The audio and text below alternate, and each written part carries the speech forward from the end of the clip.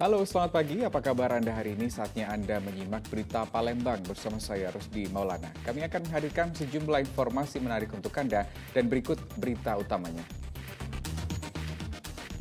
Sebuah rumah di kawasan seberang Ulu 1 Palembang dibobol pencuri dengan cara menjebol jendela kamar mandi.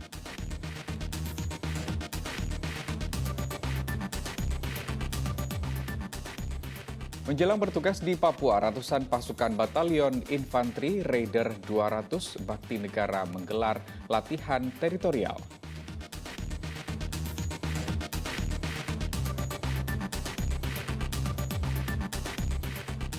Anak perempuan di kota Palembang 10 tahun menderita lumpuh layu. Kondisi orang tuanya yang miskin tidak mampu membawa anaknya berobat ke rumah sakit.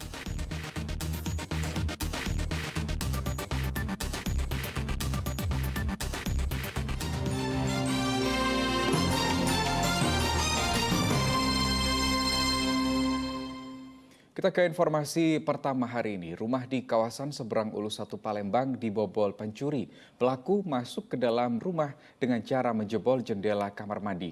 Diduga pencuri telah mengetahui struktur rumah sehingga dengan mudah melakukan pencurian. Rumah milik Putra Andrian ini baru saja disatroni pencuri.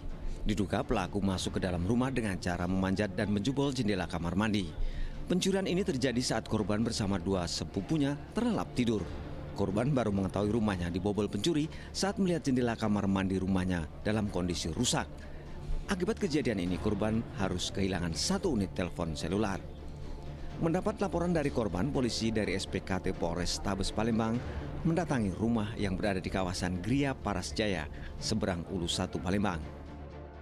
Itu buka itu, atau jebol. Oh, itu manjat dari situ ya? Iya, dari belakang ya, tuh kayu yang masih ada. Apa yang diambil ya? Baru hati kita awal. Bawa apa ya? Kita tidur di mana tadi? Di sini gitu. Bang berapa tidur? Bong tigo, Udah ketahuan gitu? ketahuan. Kami Satreskrim Polrestabes Palembang SPKT menerima laporan ada pencurian 363 dengan korban kehilangan handphone. Dia dengan memanjat pagar dan langsung masuk rumah dan mengambil handphone korban. Untuk saat ini kita sedang upayakan untuk melidik untuk mengungkap pelakunya. Diduga pelaku sudah sangat mengenal kondisi rumah korban karena tepat di jendela kamar mandi yang dibobol terdapat sebuah tembok penyekat. Kasus pencurian ini telah ditangani oleh Satuan Reskrim Polrestabes Palembang. Dede Irwansyah melaporkan dari Kota Palembang. Ya, berpura-pura ingin membeli rokok di warung. Seorang pemuda di kota Palembang nekat membawa kabur dan menjual sepeda motor temannya. Ironisnya, uang hasil penjualan sepeda motor dihabiskan untuk berjudi online.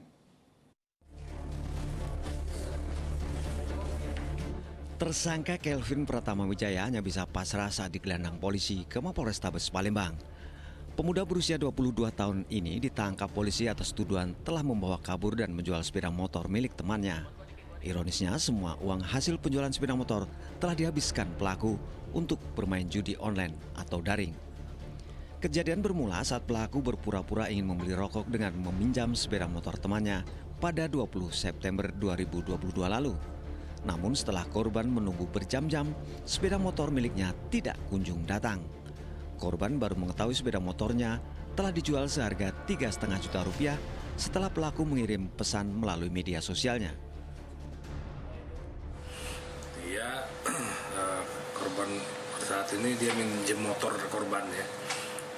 Namun setelah alasannya untuk sebentar untuk membeli keperluan, ternyata motor itu gak dikembalikan. Tiba-tiba motor itu melalui FB terlapor, tersangka ini dijual sama dia.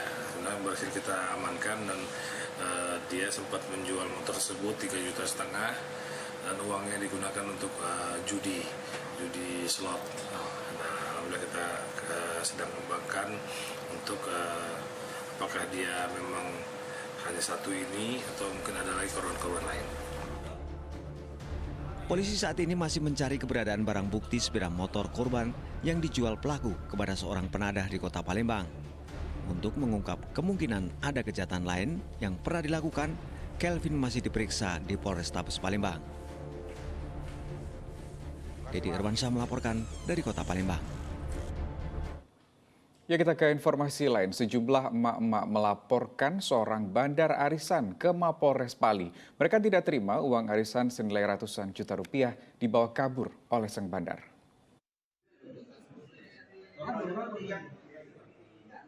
Lima wanita warga desa Prambatan, Kecamatan Abab, Kabupaten Pali mendatangi markas Polres Pali. Mereka bermaksud melaporkan seorang bandar arisan berinisial H yang telah membawa kabur uang arisan senilai 123 juta rupiah. Para peserta arisan tergiur bujuk rayu sang bandar yang menjanjikan keuntungan berlipat. Mereka menyetorkan uang masing-masing sebesar 1 juta rupiah dengan jumlah peserta sebanyak 58 orang. Walaupun awalnya berjalan lancar, memasuki bulan ke-7, sang bandar mulai mengingkari janjinya. Iya, yang bandar itu ini kabur. Berapa gitu sebulan? 1 juta sebulan. Nah, berapa lama jalan? Kalau ininya anggotanya 58. Terus ini jalannya 32 bulan. Sisa 32 bulan kan 2 lubang mau ikut. Masihnya 35. 25 bulan lagi? 35 juta. 35 juta masih ya? Iya. Itu pelakunya yang mana, Bu? Tambatan. Komunikasi kita terakhir kapan? Bulan 4. Alasannya? Bulan 4 pas itu ke Jingo, katanya ada duit arisan, katanya gratis, belum terkumpul. Pas itu udah ketemu lagi, mau kabur. Kabur ya. Sebelumnya polisi melakukan mediasi, sayangnya pelaku justru mengingkari janji untuk mengembalikan uang korban. Awalnya kami melakukan mediasi kepada kedua belah pihak antara ibu-ibu anggota arisan dengan si ketua arisan, dan disepakati bahwa hari ini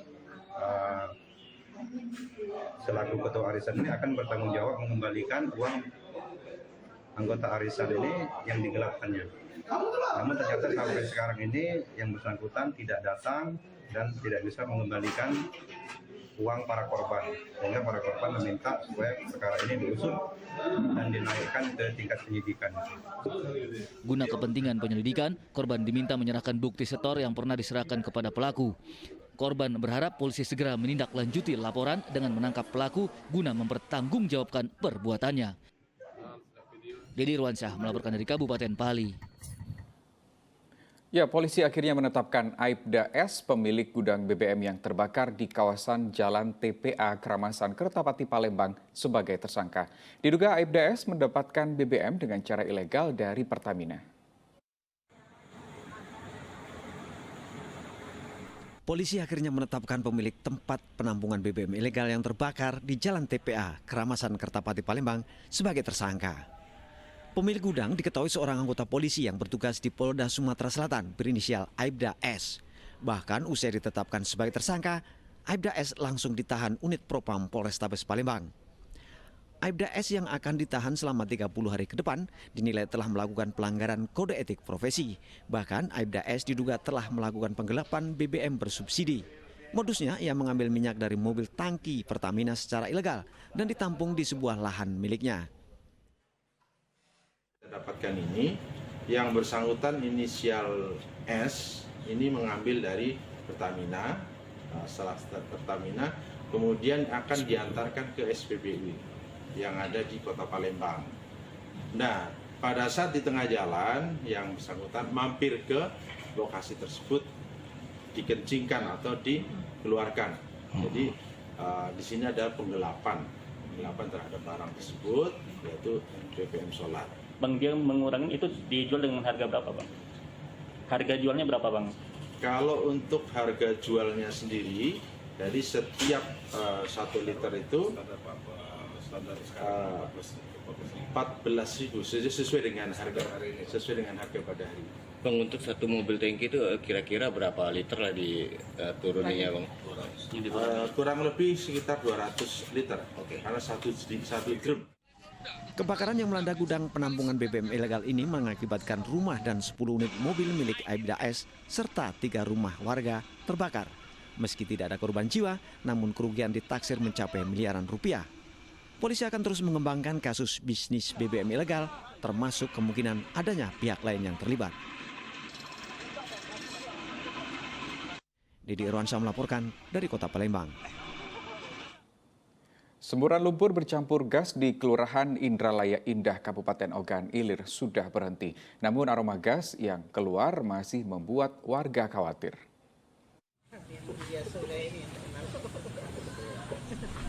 Asrama putri milik pondok pesantren Hilyatul Quran yang berada di samping semburan lumpur bercampur gas di Kabupaten Ogan Ilir kini dikosongkan. Semua santri yang tinggal di asrama telah diliburkan sampai kondisi benar-benar dinyatakan aman.